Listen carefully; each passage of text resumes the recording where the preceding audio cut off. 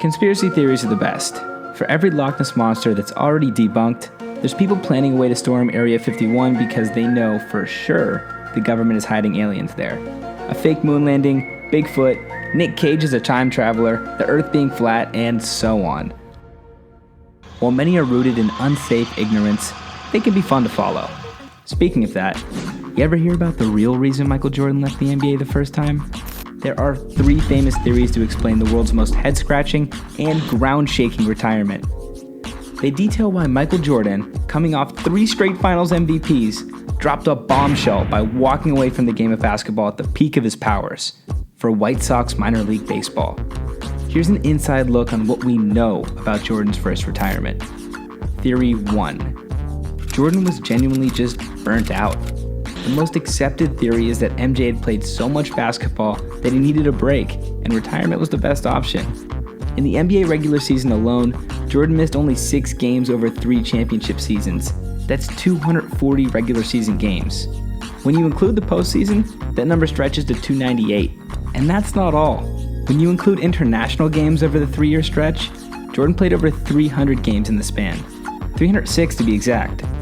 No matter how much you love the game, that's gotta take a toll on your body, especially when you're averaging over 38 minutes a night as MJ was. So while it might not be as interesting as some of the other theories, it's certainly possible that even Black Jesus believed that he'd given all he had to the sport.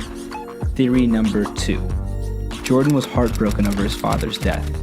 The murder of James Jordan is one of the most intriguing and confusing high-profile homicides in history. It's also obviously incredibly sad. The elder Jordan was shot in cold blood while pulled over on the side of a highway in North Carolina. James's body was dumped in a nearby swamp while the thief stole his car and stripped it. Eventually, 2 men were caught and are currently serving life imprisonments for the horrific crime. Questions over whether these men actually were the ones who killed MJ's father and who else might have been involved still hang around. But this is another story for another time. Jordan was famously very close to his father. He was the one who inspired Michael's love for competition. The two were inseparable. James always wanted Michael to be a baseball player. Perhaps his death pushed Michael to honor his father one last time. This brings us to our juiciest and most controversial theory. Time to put on your tinfoil hats, buckle up, and get ready for a ride, kids. Theory 3. The league secretly suspended Jordan for gambling. While MJ might have dominated on the basketball court, he was less successful at the poker table. It is well documented that Jordan had a serious gambling habit. By his own admission, he once lost $57,000 in one night. That number is almost surely nowhere close to his biggest loss, and he wasn't just betting on cards and golf.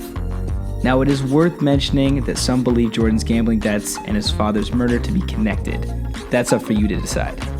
Anyway, author Richard Aquinas claimed at one point he overheard Jordan talking about the betting line for a sports game on the phone. Obviously, this is a huge no-no for a professional athlete. If it were true and the league found out, they would not stand for it. The conspiracy theory goes Jordan was caught up in gambling debts, and Commissioner David Stern's hand was forced. Jordan was asked to step away for a year, and he announced his retirement as to not ruin his reputation. Furthermore, the league didn't want Jordan's brand tarnished either, as he was the sport's biggest star. Some may even say bigger than basketball. Their first true global icon. And as global icons go, you'd prefer them not to be nefarious. On top of all of this, Jordan was asked during his retirement on NBC if he was considering a comeback, and responded with an interesting choice of words. He said, "If David Stern lets me back in the league, I may come back." To be clear, this has all been denied wholeheartedly by Jordan and Stern. There is no evidence that any of this legitimately happened, but it is still an extremely popular theory among NBA fans. In all likelihood, Jordan genuinely believed he was done with basketball after a combination of 3 grueling but spectacular campaigns ending in titles combined with the untimely passing of his father. But no matter how much the NBA and the superstar deny it, rumors will circulate about Jordan's suspension.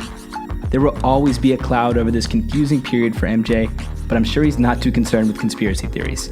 After all, retirement/suspension aside, he'll always be one of the GOATs, just not in Vegas. Thank you guys for watching. I'm Frank Smith. You can follow me at FMS_Frank Smith and follow ClutchPoints at ClutchPoints. This video was a wild one. If you enjoyed it, you can find many more on our Facebook, YouTube, and IGTV. Thanks. Until next time.